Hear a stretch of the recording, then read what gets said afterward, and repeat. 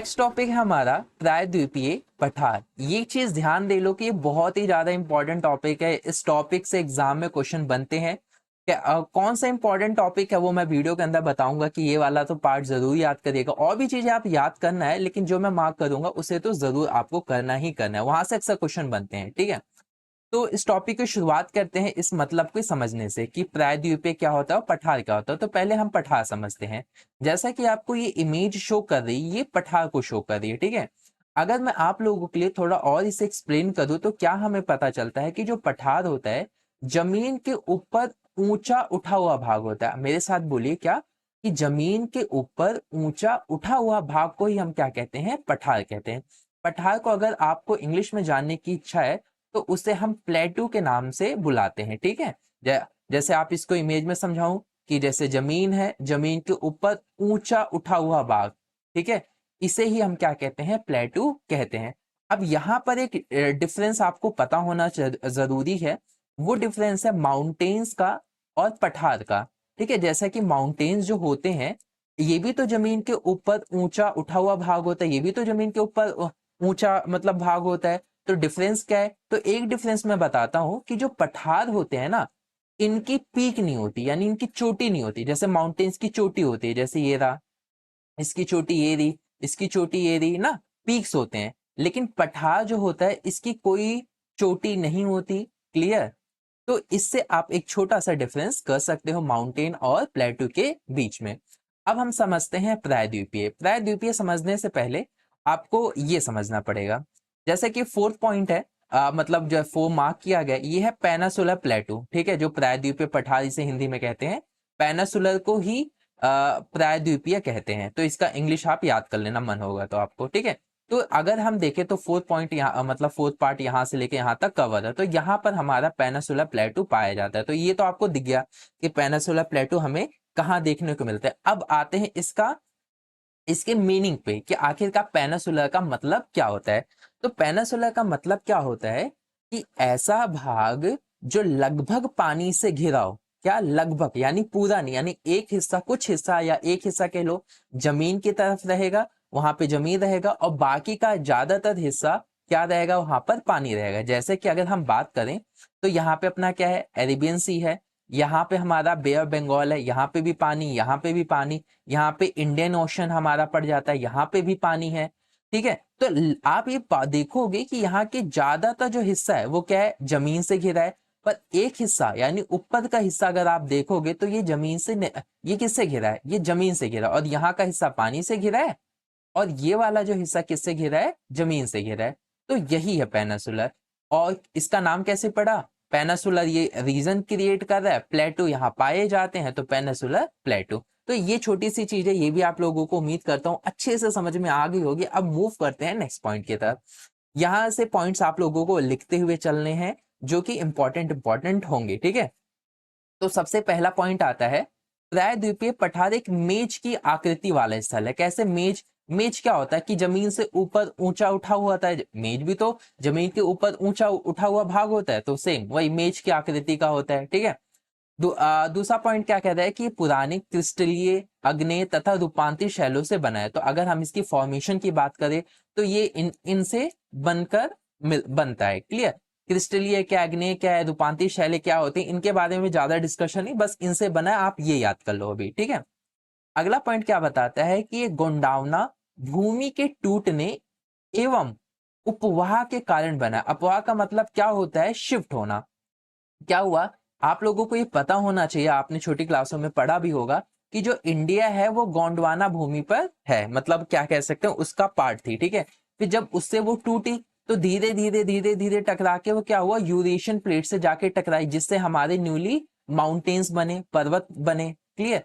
ये इसी के कारण अगर हम देखें, जब इससे टूटी और फिर जब धीरे धीरे यूरेशियन प्लेट की तरफ मूव होने लगी, तभी हमारा प्लेटू का, पठार का निर्माण होता है। क्लियर? इतनी चीज समझ में, गोंडवाना भूमि से टूटी और बहते बहते गई तो धीरे धीरे करके फॉर्म हो गई। ठीक है, ये जियोलॉजिकल प्रोसेस है, इसकी डिटेल में भी हमें नहीं जाना। ठीक है, और आएगा भी नहीं। ठीक है, ये एक चीज मैं आप लोगों को और बता देना चाहता हूं, अगर हम बात करें माउंटेन्स की और बात करें प्लेटू की, तो आप ये पाओगे कि as compared to mountains, Bharat देश के अंदर जो आप माउंटेन्स देखने को मिलते हैं उसके कंपैरिजन में अगर हम प्लेटू की एज की बात करें तो हम ये पाएंगे कि जो प्लेटू हैं, जो पठार हैं, उनकी एज बहुत पुरानी है। यानी कहने का मतलब माउंटेन से भी पहले प्लेटू थे।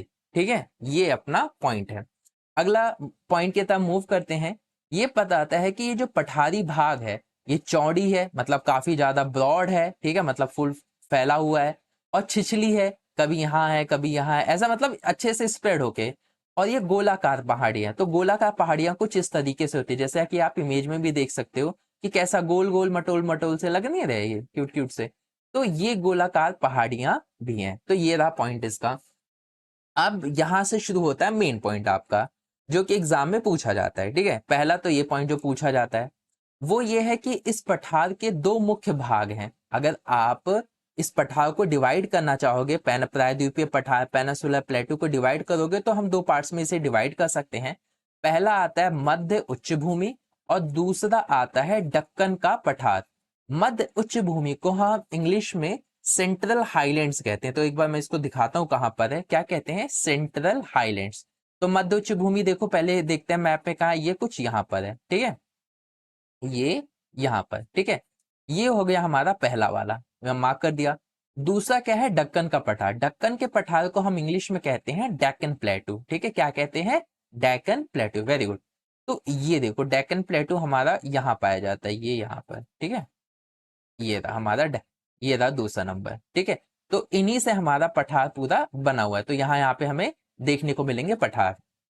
तो दो पार्ट्स में डिवाइड कर दिया। अब हर एक पार्ट्स की जो क्वालिटीज हैं या उनके बारे में जो पॉइंट्स है, अब वो हम समझने की कोशिश करते हैं। तो सबसे पहला हम समझेंगे मध्य उच्च भूमि, यानी किसके बारे में समझेंगे, इस पार्ट्स के बारे में समझेंगे।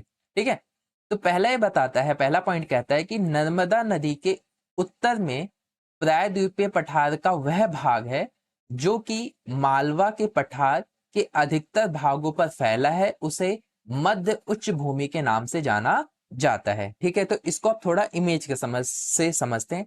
पहला ये बात ध्यान रखना, नर्मदा नदी के उत्तर में। ठीक है, तो आप लोगों को पता होना चाहिए कि हमारा पश्चिम इधर पड़ता है। ठीक है, ये पश्चिम एरा, अगर बात करें पूरा विदर्भ पड़ता है, दक्षिण हमारा नीचे की साइड पड़ता है, और उत्तर की बात करें तो ऊपर पड़ता है। ठीक है, अब ये क्या कह रहा है, नर्मदा रिवर, तो नर्मदा रिवर रही, देखो ये रही। ठीक है, नर्मदा रिवर के ऊपर यानी उत्तर कह रहा है, उत्तर, तो उत्तर हमारा इस साइड पड़ेगा। तो यहाँ हमें देखने को मिलता है मालवा प्लेटू, यहाँ पे भी हमें देखने को मिलता है। मालवा प्लेटू का जिक्र है ना, ये देखो मालवा के पठार वही है, ये अधिकतर भागों पर फैला है। तो यानी मतलब हमें यहाँ पर देखने को मिलता है। ठीक है, जैसे कि अगर इमेज में भी देखें हम इस वाले में, देखो नर्मदा रिवर यहाँ से फ्लो हो रही है, मान लो यहाँ पे हमें देखने को मिल रहा है। ठीक है, और भी अभी आगे और भी पॉइंट है, ये ना, उम्मीद करता हूँ ये चीज समझ में आ गई कहाँ पर है। अब थोड़े और दूसरे पॉइंट्स की तरफ ध्यान देखते हैं। दूसरा पॉइंट क्या कहता है, विंध्य श्रृंखला दक्षिण में सतपुड़ा श्रृंखला तथा उत्तर पश्चिम में अरावली से घिरी है। कौन सी, विंध्य श्रृंखला। तो विंध्य श्रृंखला देखे कहां पे, ये रहा विद्या रेंज, ये वाला रेंज। ठीक है, ये क्या कह रहा है कि दक्षिण में सतपुड़ा, तो दक्षिण कहां पड़ता है, हमने पढ़ा दक्षिण नीचे पड़ता है, तो सतपुड़ा देखो इससे घिरा है। ठीक है, और दूसरा क्या कह रहा है, एक मिनट, ये रहा उत्तर पश्चिम में अरावली से घिरी है। तो क्या कह रहा है, उत्तर पश्चिम, उत्तर कहाँ है, उत्तर ऊपर है, पश्चिम कहाँ पड़ता है, इस साइड, तो देखो अरावली।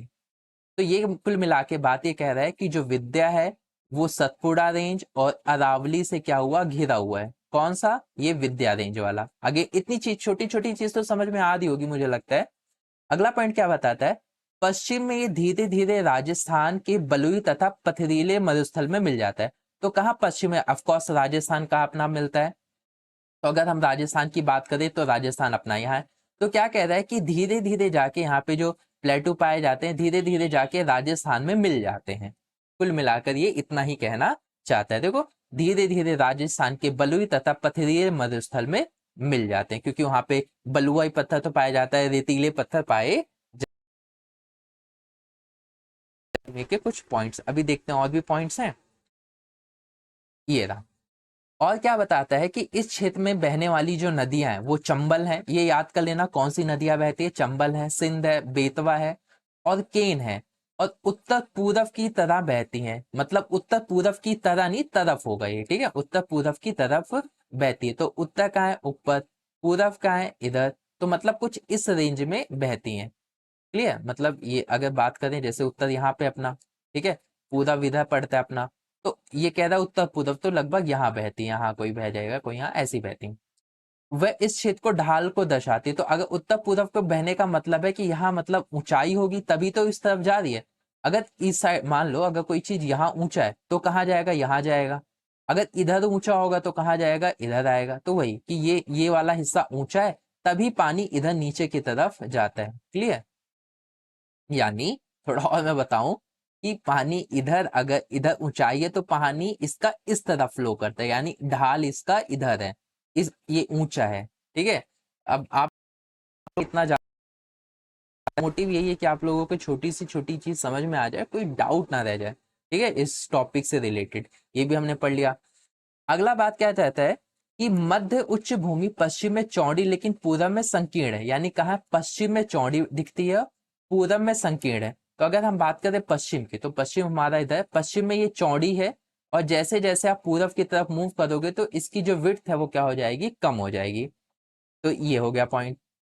अगला पॉइंट क्या बताता है, इस पठार के पूर्वी विस्तार को स्थानीय रूप से बुंदेलखंड तथा बघेलखंड के रूप से जाना जाता है। ये पॉइंट ध्यान में रखना है कि इस पठार का जो पूर्वी विस्तार, यानी जो पूर्व की तरफ जब ये गया है पठार, तो उस पठार को लोकली जो लोग हैं, स्थानीय रूप से जो लोग, उसे बुंदेलखंड कहते हैं और बघेलखंड कहते हैं। अगर मैप में हम देखें तो मैप में तो वैसे यहाँ पे शो नहीं किया गया है, लेकिन तो भी मैं आपको कहाँ पर, एक मिनट, ये यहाँ पर, यहाँ इस जगह पे आपको बुंदेलखंड बघेलखंड यहीं पर आपको मिल जाएंगे। ठीक है, तो आप अगर मैप देखना चाहो तो आप देख सकते हो। अगला पॉइंट होता है इसके और पूर्व के विस्तार को दामोदर नदी द्वारा अपोहित छोटा नागपुर पठार दर्शाता है। कि अगर आप इसके और पूर्व की तरफ जाओगे तो पूर्व की तरफ किधर, इस तरफ अगर हम जाएंगे तो हमें क्या मिलेगा, छोटा नागपुर पठार, जिसे छोटा नागपुर प्लेटू, ये देखो ये रहा। तो ये इस चीज को दर्शा रहा है। तो ये रहा कुछ अपना पॉइंट। ठीक है, ये किससे लेकर, मध्य उच्च भूमि से रिलेटेड। अब हम बात करने वाले हैं दक्षिण का पठार, जिसे हम डेक्कन पठार भी कहते हैं। अब डेक्कन पठार, जिसे हम इंग्लिश में अभी हमने समझा था, उसे हम डेक्कन प्लेटू कहते हैं। तो डेक्कन प्लेटू को एक बार मैं दोबारा मार्क कर देता हूँ कि देखो ये रहा डेक्कन प्लेटू, कुछ अपना यहाँ पे पाया जाता है। ठीक है, डेक्कन प्लेटू का ये हिस्सा भी आता है, उसके बारे में भी हम आगे स्टडी कर देंगे, लेकिन अभी ये मार्क कर दो जो यहाँ पर ये है। ठीक है, ये रहा अपना डेक्कन प्लेटू।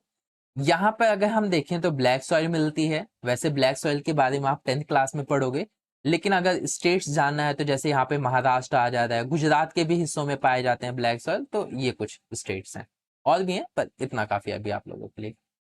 तो पहला पॉइंट क्या बता रहा है डेक्कन का पठार में, कि यह एक त्रिभुजाकार पठार है। कैसा, ट्राइंगल है। तो आपको बन भी रहा है, देखो ये ट्राइंगल जैसा नहीं बता कर, ये देखो ना, ये ट्राइंगल जैसा लग भी रहा है हमें। तो ये देखो थोड़ा और डिटेल कर देता हूँ, देखो ट्रायंगल जैसा हमें लग भी रहा है। क्लियर,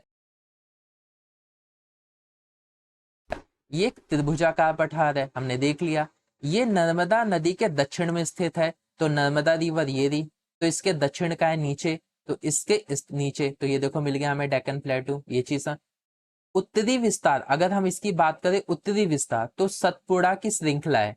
कौन सी, सतपुड़ा रेंज। तो ये देखो सतपुड़ा रेंज ये रहा। ठीक है, अब बुक अगर लियो तो आप लोगों को और अच्छे से समझ में आ जाएगा। और इसकी पूर्वी विस्तार की बात करें तो महादेव, कैमूर की पहाड़ी तथा मैकाल श्रृंखला, ये यहाँ पाए जाते हैं, यहाँ पर। ठीक है, इन इलाकों में पाए जाते हैं।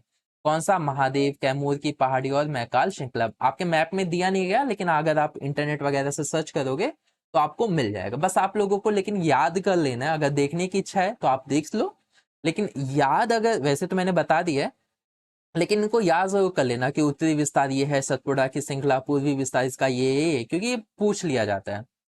अगला पॉइंट आता है, दक्षिण का पठार पश्चिम में ऊंचा एवं पूर्व की ओर कम ढाल वाला है। क्या कह रहा है कि जो दक्षिण का पठार, यानी जो डेक्कन प्लेटू हमें देखने को मिलता है, दक्कन का पठार हमें देखने को मिलता है, वो पश्चिम में ऊंचा है। तो पश्चिम कहाँ पड़ता है हमारा, हमारा पश्चिम पड़ेगा इस साइड ना। अगर हम बात करें ईस्ट वेस्ट नॉर्थ, उल्टा कर दिया यार, ईस्ट वेस्ट नॉर्थ साउथ। ठीक है, तो क्या कह रहा है, पश्चिम में ऊंचा, यहाँ पे ऊंचा है, और पूरब की ओर क्या है, इसका ढलान कम है, ये बताता है सिंपल शब्दों में। दूसरा, इस पठार का एक भाग उत्तर पूरब में भी देखा जाता है, जिससे स्थानीय रूप में मेघालय, कार्बी एंगलोंग पठार तथा उत्तर कचार पहाड़ी के नाम से जाना जाता है। तो अगर आप इसके उत्तर पूरब के हिस्से में जाओगे तो आपको इस नाम के मेघालय, कार्बी एंगलोंग पठार, उत्तर कचार पहाड़ी, यानी यहाँ पर आप लोगों को और ये पहाड़ियां देखने को मिलेंगी इस साइड। ये एक भ्रंश के द्वारा छोटा नागपुर पठार से अलग हो गया। पश्चिम से पूरब की ओर 3 महत्वपूर्ण श्रृंखलाएं हैं, जिसे गौड़, खासी तथा जैतिया, यानी इनकी बात की जा रही। अरे क्यूब सा ड्राइंग आ गया था।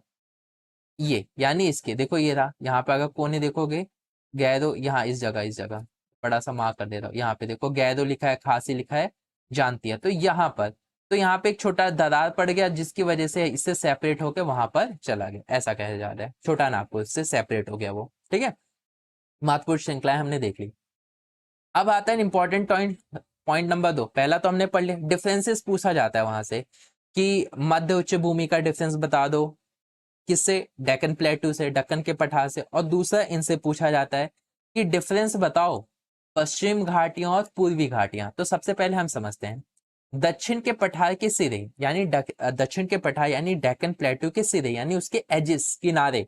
अगर हम बात करें किनारों की, तो किनारे हमें 2 देखने को मिलते हैं, एक है पश्चिम की घाटियां और दूसरा है पूरब की घाटियां। पश्चिम की घाटियां कहाँ है, इसे इंग्लिश में कहा जाता है वेस्टर्न घाट। क्या कहा जाता है, वेस्टर्न घाट। तो ये देखो, ये जो डार्क कलर का है ना, यहां पर मिलता है, ये हमारा पश्चिम घाटिया है।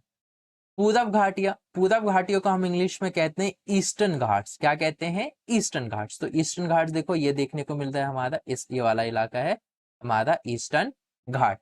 पश्चिमी घाट और पूर्वी घाटे अब हमने समझ लिया मैप में कि दिखते क्या है। देखो, हर चीज इमेज के द्वारा समझा रहा हूँ ताकि चीजें दिमाग में फिट हो जाए, कि मतलब एक इमेज बनी रहेगी ना, तो समझने में आप लोगों को और ज्यादा हेल्प मिलेगी। अब मूव करते हैं इनके डिफरेंसेस के ऊपर, जो डिफरेंस एग्जाम में पूछे जाते हैं। तो सबसे पहले हम बात करते हैं पश्चिम घाट की। तो पश्चिम घाट कहाँ पर है, करेक्ट, यहाँ पर है अपना पश्चिम घाट, ठीक है। तो क्या कहा जा रहा है, पश्चिमी घाट पश्चिमी तट के समांतर सतत श्रृंखला है, जिसे केवल दर्रों से पार ही किया जा सकता है, ठीक है, दर्रों से ही पार किया जा सकता है। अब पहले सतत श्रृंखला क्या होता है, सतत का मतलब होता है कॉन्टिन्यूअस, चलती रहती है, मतलब ये लगातार चल रही है, ठीक है। अब पश्चिमी घाट पश्चिमी तट के समांतर है। अब यहाँ पर देखोगे, समांतर का मतलब क्या होता है, बराबर ना, जैसे ये वाली लाइन इसके समांतर है, ये वाला मैथ थोड़ा पढ़ा रहा हूँ, ए और बी, तो ये दोनों ए और बी के समांतर मतलब इक्वल चल रही है। तो क्या कह रहा है, पश्चिमी तट, पश्चिमी तट को इंग्लिश में कहा जाता है वेस्टर्न कोस्टल प्लेन्स। तो ये देखो यहाँ पर है, देखो यहाँ पर, ठीक है, ये रहा वेस्टर्न कोस्टल प्लेन। अब जो मैं मार्क करूंगा वो है वेस्टर्न घाट, मान लो यहाँ पर है, ठीक है। थोड़ा यहाँ समझाओ, पहले ये रहा अपना वो वेस्टर्न, फिर उसी के बगल में ये वेस्टर्न घाट। तो ये समांतर चल रही है, यही बताया जाता है। कॉन्टिन्यूअस है, इसी वजह से यहाँ पे जो केवल पासेस हैं, जो दर्रे हैं, उसी से ही पास किया जा सकता है। जो जगह जगह पास बने हैं तो ही पास किया जा सकता है, वैसे पास करना बहुत ही ज्यादा मुश्किल है, मतलब वो इनकन्वीनियंट है। दूसरा पॉइंट है, पश्चिमी घाट की ऊंचाई अगर हम देखें तो यहाँ 900 से 1600 मीटर तक की आपको ऊंचाई देखने को मिलेगी। वेस्टर्न घाट पे जो पठार की अगर ऊंचाई आप मेजर करोगे तो 900 से 1600 मीटर के बीच में एवरेज आपको देखने को मिलेगा। पश्चिमी घाट की ऊंचाई उत्तर से दक्षिण की ओर बदल जाती है, यानी उत्तर में घाट की ऊंचाई कुछ रहेगी, दक्षिण में कुछ हो जाएगी, ये इसमें बताया गया। अगला पॉइंट बताता है अनाई मुदी इसका सबसे ऊंचा शिखर है। कौन सा, अनाई मुदी, ये ध्यान रख लेना। अनाई मुदी पश्चिमी घाट का सबसे ऊंचा शिखर है। ये मुझे कमेंट करके आप लोग बताओ कि अनाई मुदी जो है वो कितने मीटर का है, कितना मीटर इसकी हाइट है, ठीक है, ये आप लोगों को मुझे कमेंट करके बताना है।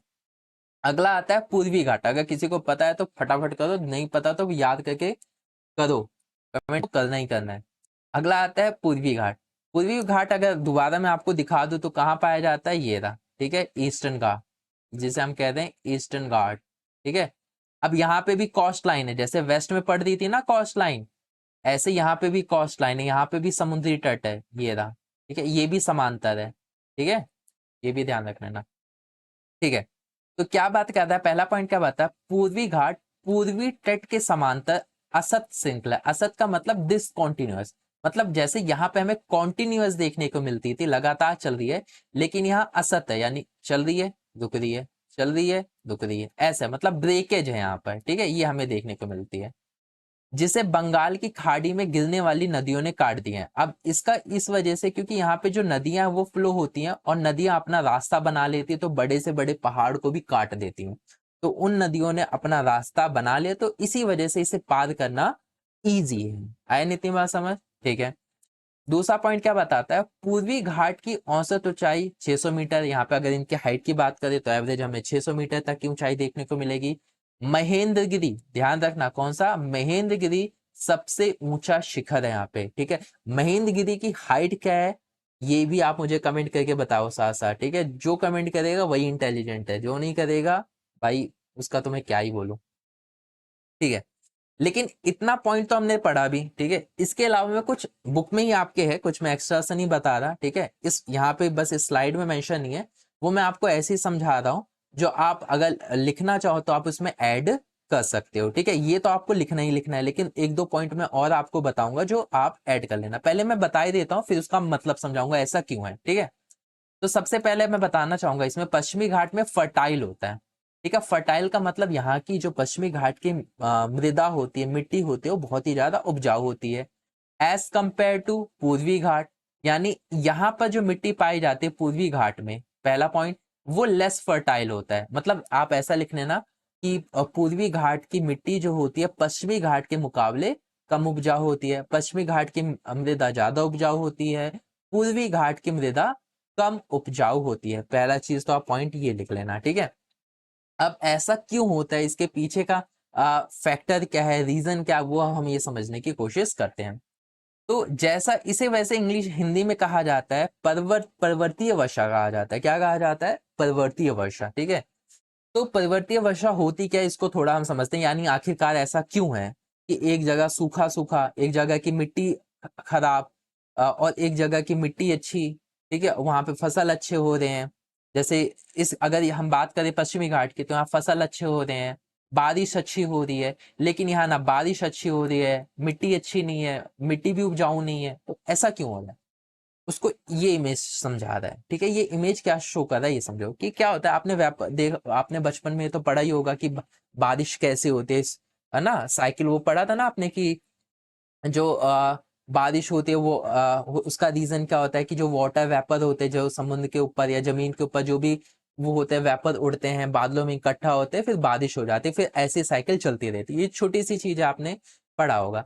अब यही साइकिल हमें यहाँ पे भी समझनी है। मान लेते हैं, आप समझो कि वेपर बनकर उड़ गए, ठीक है। ड्रॉपलेट जो छोटे छोटे वो थे ना, बूंद, वो उड़ गए और बादल क्या कर लेता है, उसे ऑब्जर्व कर लेता है, ठीक है। बादल ने उसे क्या कर लिया, ऑब्जर्व कर लिया। अब क्या चल रहा है कि जब हवा चलती है ना, तो हवा तो उसे लेकर जा रही है इस तरफ, ठीक है।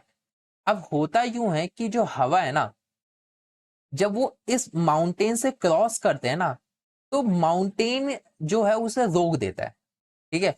और रोकने की वजह से क्या होता है, यहाँ पर बारिश हो जाती है। अब इसका एक साइंटिफिक प्रोसेस है, क्योंकि यहाँ पे क्या होता है, ठंडे हो जाते हैं, ठीक है। जो बादल होते हैं वो ठंडे हो जाते हैं, और ठंडे पड़ने की वजह से कंडेंसिंग एक सिचुएशन होती है, जिसकी वजह से क्या होता है कि जो बादल होते हैं वो अब अपने पास जो ड्रॉपलेट्स है, जो बूंदे हैं बारिश की, उनको अब अपने साथ कैरी नहीं कर सकते। इसी वजह से उनको ड्रॉप करना पड़ता है। वो ड्रॉप कैसे करेंगे, बारिश के रूप में ड्रॉप कर देते हैं, और फिर जो बादल होते हैं वो आगे मूव कर जाते हैं, ठीक है। आगे मूव कर जाते हैं, बादल मूव करेंगे। अगेन समझाता हूं, ऊपर गए बादल ड्रॉपलेट्स के रूप में, मतलब पानी गया, वेपर बना, ऊपर उड़ा, बादलों में इकट्ठा हुआ। जैसे वो इस ठंडे इलाके में पहुंचता है, ठंडे इलाकों में पहुंचने की वजह से क्या होता है, कंडेंसिंग का होता है, जिसकी वजह से क्या होता है कि जो बारिश होती है, मतलब जो बादल के अंदर जो पानी रहते हैं वो उनको छोड़ना पड़ता है, और फिर क्या होता है, पानी छोड़ देते हैं, फिर बादल क्या होते हैं, आगे मूव कर जाते हैं। अब ये बात ध्यान रखना, क्योंकि ये जो बादल, अब यही बादल अब आगे मूव कर चुका है, तो अब इन बादलों में जो वेपर होगा वो कम होगा या ज्यादा होगा? आप कहोगे कम, क्यों? क्योंकि सर वो तो पहले ही बारिश कर चुके हैं ना, तो अब इनके अंदर वेपर की जो मात्रा होगी, पानी की जो मात्रा होगी, बहुत ही कम होगी। यही कारण है, जब कम होगी तो कम का मतलब ड्राई, बारिश उतनी नहीं होगी तो उतनी बारिश का कोई मतलब भी नहीं है। ठीक है, तो इसी वजह से हमें ये देखने को मिलता है कि जो हमारा वेस्टर्न घाट है, जो पश्चिमी घाट है, वो हरा भरा देखने को मिलता है।